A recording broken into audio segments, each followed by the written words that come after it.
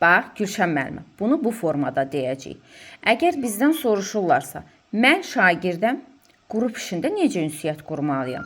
Yəni, bu sual veriləndə biz əlbəttə ki, məsələn, biz qrup işi verərkən müəyyən qrup qaydaları da tətbiq edirik şagirdlər üçün ki, şagirdlər o qrup daxilində, qrup fəaliyyətində hansı işləri görəcəklər və necə edəcəklər. Məsələn, qrup işində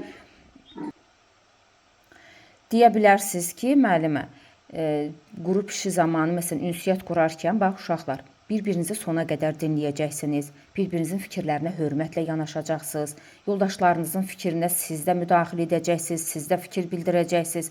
Bax, sən də öz ideyanı irəli sürə bilərsən, sən də təşəbbüs göstərə bilərsən, müəyyən bu mövzu ilə bağlı təcrübələrini, məsələn, bölüşə bilərsiniz yoldaşlarınızla.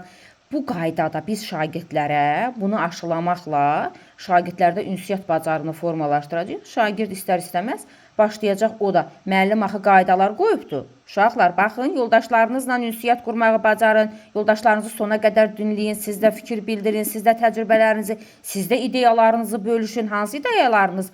Yəni, bax, bunları etməklə şagirdi ünsiyyətə cəlb edə bilərik. Yəni, mən ona tövsiyə edəcəm ki, yəni, bu qaydalardan istifadə edərək yoldaşlarınla ünsiyyət qurmağı bacara bilərsən. Yəni, bunu deyə bilərik belə müəllimə.